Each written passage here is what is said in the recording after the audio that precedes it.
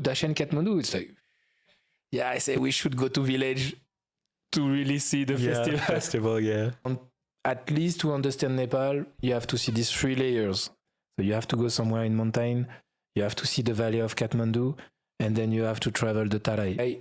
You are going to pass from planet to planet, and when you will come back to France, you will realize your life is boring. We say you are Newa, you are Rai, you are Brahmin, you are Taru, but all together we form the Nepal.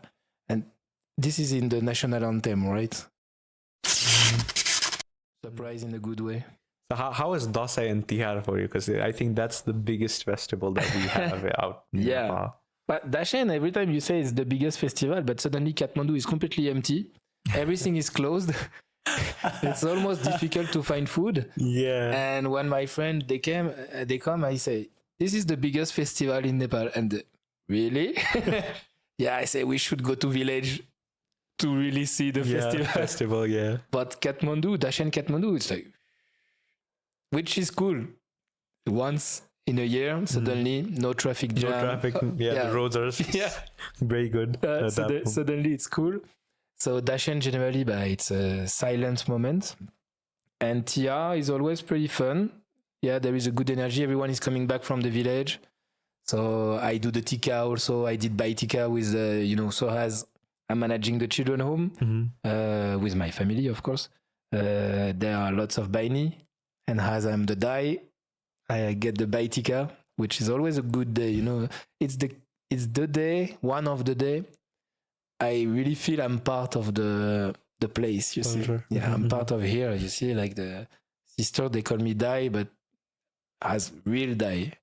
And they make me the Bai Tika. It's very emotive moment for me. So if you have friends over at your homeland, right? What would be the some foods and culture that you would like them to experience that you have experienced here in Nepal?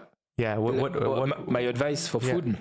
Not advice. What would you like them to experience that you have experienced here? What are the things that you would advise them to try about Nepal? People from France. In any purpose, food, travel. Yeah.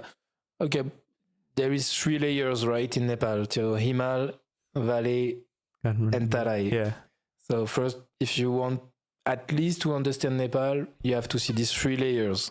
And then, so you have to go somewhere in mountain. You have to see the valley of Kathmandu. And then you have to travel the Tarai. 3 ambience. There are so many more. Okay, but someone who is there for 2-3 weeks, he has to see these 3 stuff.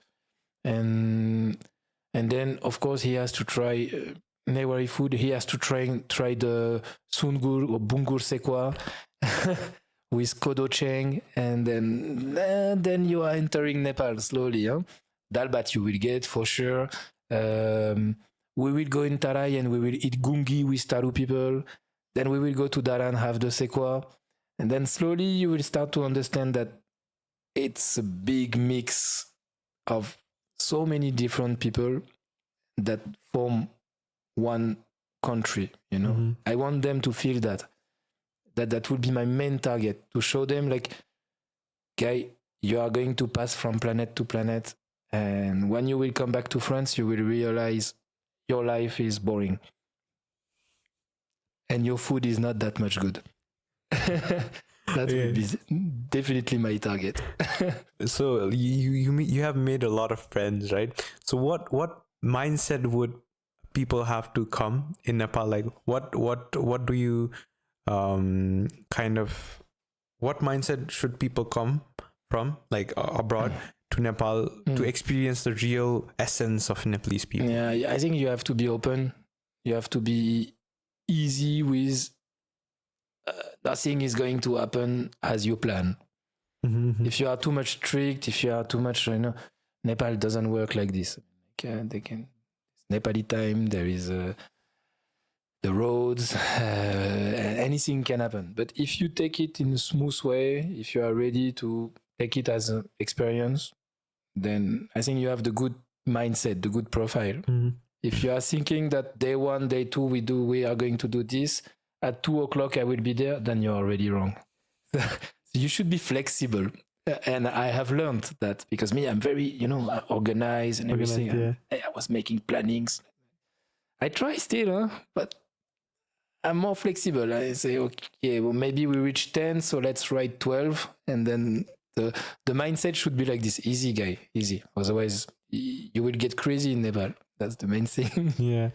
So talking about the history as well, what are the amazing like facts that you have encountered, or what are the historical facts that you have encountered that really got your eyes? History of Nepal, you mean? Yeah. I mean, there was a civil war pretty recently, right? And for a country who had a civil war recently, I think things happened pretty well.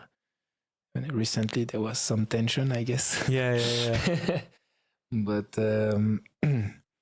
because you just told me that Tavale, you also read the Ramayana as well. Oh yeah. Yeah, if you could talk about like how, because you researched as well as you took your time to learn a language, right? I think that is really really good in a sense that people will tag along really quick, and then if you know the history, maybe you could implement that, or the learnings could be implemented, of course, there, right? Yeah. So when you read the history, how did you feel, or how that translated in your travels? Yeah, of course. I mean, like, I think it's linked to the what we call in Nepal unity in diversity. This is the result of a big history, right? So we all know the story Prithvi Narayan Saha, but unity, it was made with war. The people of Kirtipur, they know very well that it was. But there is this unity today, and this is the fruit of the result of a long history. And from what I see, the impact that it has in my vision and coming from another country, I feel that this unity is good balance, well balanced. It's safe from what I think, and that's because we have promoted, we have saved the diversity. We didn't say to Newar people, you are not Newari, you are Nepali. We don't say to Rai people, you are not Rai, you are Nepali. We say you are Newar, you are Rai, you are Brahmin, you are Taru, but all together we form the Nepal. And this is in the national anthem, right? We all together we form the Nepal. And I think it works from what I think, and I think it's the exact good way to build a country when you have people from so many different origin. I mean, no one has the same skin color or the same shape of eyes in Nepal, but you all feel Nepali. So it means the unity has been built, and for me, this is the main thing we have to preserve in Nepal. In France, we did completely the opposite. We say to people, you are not anymore from this district, you are French. So we try to build forcefully the unity, and obviously it's not working. Especially we have lots of immigration and stuff like that, and it's messy.